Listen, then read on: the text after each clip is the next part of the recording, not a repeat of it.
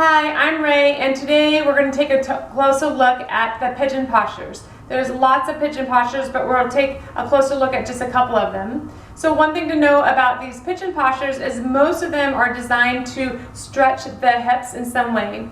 And we want to know how the joints of our lower legs work. So one joint is our knee joint. Our knee joint is a hinge joint. It moves back and forth like a door and a hinge. It's not really supposed to move side to side. There's a little rotational capability, but we don't let it move that direction on purpose typically. The hip joint is a ball and socket joint. It moves in a great range of motion, big circular action. And so when we're stretching our hips, we want to find that circular action. So let's look at a couple of postures that we might do to prepare us for a few of the pigeon stretches.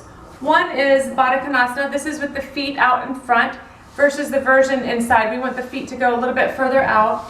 And then you can lean forward and find some support with a block or something else to find sensation in the back of the hips or around to the glutes. Another option is a cross-legged version. Again, you might consider it, particularly if you feel some knee discomfort on this, adding some height underneath your hips like a blanket or a bolster. Flexing the ankles might take that compression out of the knee, keeping that flexion in the foot. And then same thing, just leaning forward until you find enough sensation in the back of the hips. And then the third version is sleeping pigeon. This is the one that's on your back.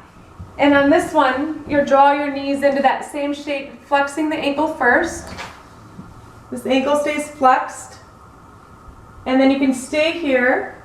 You can also set your foot up on a block to give a little more height. Or you can pick up the leg. Once the leg's picked up, again, keep the foot flexed. You can go side to side, keeping the movement and the stretch in the hip rather than in the knee. You can also let that thigh bone move towards the opposite shoulder or away from the shoulders. And my favorite variation of this is on the wall. It's a nice relaxed version. Legs come up the wall, flex the ankle, move the foot down, and then you can relax here. And again, you can move side to side. So now we'll look at Ekapada Raja Kapotasana. And this posture is one-legged king or royal pigeon. And we do this stretch at the end of a lot of classes, towards the end of class when we're ready to do some stretching. It's meant for the hips to get more of a stretch. The version that we're actually doing is a preparation for the full version. So I'll show you that version today, the preparation part. So the two things to remember is that our shin on this one is either going to be parallel to the top of the mat or the shin's going to be pulled back. But everything else still stays the same. So you want to add a blanket underneath your hip for that front hip so you have some height. If your hip's off the ground in this position and you're just kind of hanging out, that's not a good place for the knee either. And same thing with the shin. If the shin is not touching the ground, you've got all this space underneath, that's not a very safe place for the knee because we want the knee to be supported here. So you want to make sure you have the preparations for getting into this posture. The second part is to notice, am I going to let my shin be parallel to the front of the mat? If I am, that's making a 90 degree with my hip and knee and ankle. So I'll want to flex the ankle. Flexing the ankle keeps that knee from rotating, remember.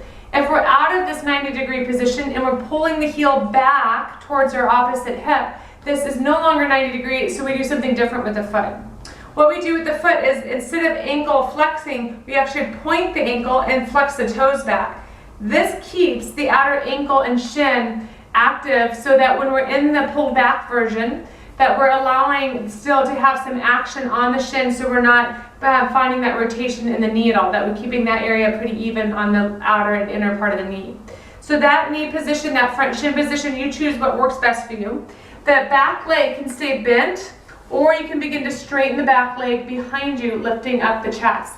And either the bent leg or the straight leg version, you could explore where your upper body goes. Do you move to the side? Do you move over towards the thigh area? Do you want to bring the elbows down? Maybe move in that same thing, exploring the hip a little bit. So we're finding where do I want to send more weight into the hip without putting pressure on the knee to see where I can find more of a stretch. So you can explore this on your own. If you're finding though your knee is getting that twinge quite often, this might be due to an overuse injury, or later on it could become an overuse injury. So really be mindful in these stretches or postures, whatever you do that's meant for stretching or giving more flexibility to the hip area, that we're not feeling anything in the knee. If you start to feel a lot in the knee, maybe throw away this posture for a couple of months. Do some of the other postures like sleeping pigeon, which was on your back that we did in the other video, and find a posture that allows you to get the hip flexibility without having any pressure in the knee. I hope you find some of this information helpful. If you'd like to look at the article, it's online. You can look at Seattle Yoga News. Thank you so much. Have a great day.